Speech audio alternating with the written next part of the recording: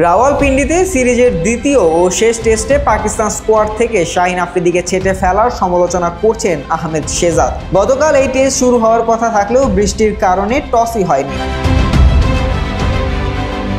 শেহজাদ প্রায় ৫ বছর ধরে পাকিস্তান জাতীয় দলে উপেক্ষিত।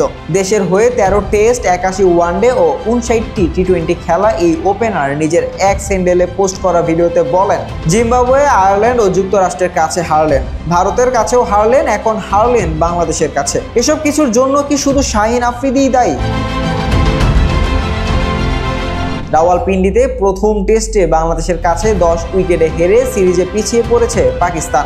সেই টেস্টে বাংলাদেশের প্রথম ইনিংসে ৩০ ওভার বোলিং করে ২ উইকেট নেন আফ্রিদি। পাকিস্তানের সংবাদ মাধ্যমের খবর অনুযায়ী প্রথম টেস্টে বাংলাদেশের কাছে হারের দায় আফ্রিদিকে দিয়ে তাকে দ্বিতীয় টেস্টে ১২ জনের স্কোয়াডের বাইরে রাখা হয়েছে। কিন্তু শেহজাদ মনে করেন বাংলাদেশের কাছে পাকিস্তানের হারের পেছনে আফ্রিদি একমাত্র কারণ নয়। ৩২ বছর বয়সী ব্যাটসম্যান ভিডিওতে বলেছেন, হ্যাঁ, তার পারফরমেন্স নেমে গেছে, আচরণেও সমস্যা আছে, তাকে বাদ দিলেন ভালো কথা, কিন্তু এই বিষয়ে অন্যদের কি হবে, বাকিদের পারফরমেন্সের কি অবস্থা? ভিডিওতে বাবর আজম, আব্দুল্লাহ শফিক ও সাইম আইয়ুবের বাজে পারফরমেন্সের উদাহরণ টেনে শেহজাদ বলেছেন, সর্বশেষ ৮ টেস্টে আব্দুল্লাহ শফিক কেমন খেলেছে, ২৫ ম্যাচ পর সাইম আইয়ুবের পারফরমেন্স কেমন, সর্বশেষ ১৪ টেস্টে বাবর আজম কেমন করেছে।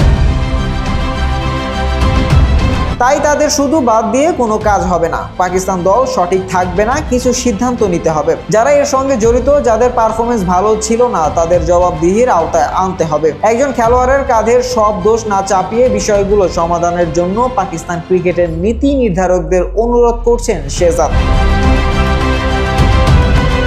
দেশ ও ক্রিকেটের চেয়ে কেউ বড় নয়, দেশ সবকিছুর উপরে। যত লোকই নিচের প্রচারণা চালাক, ব্যক্তিগত মাইল ফলকের পেছনে লুকাক, বোর্ড কিনে নিক কিংবা যত টাকাই বিনিয়োগ করুক, আমরা সব জানি পৃথিবীতে বিভিন্ন বিষয় তদারকির দায়িত্বে যারা আছেন তারাও এসব জানেন। তাই এখন শুধু একজনকে না দোষে যদি সত্যি সঠিক পথে যেতে চান, তাহলে সবাইকে জবাবদিহির আওতাভুক্ত করতে হবে।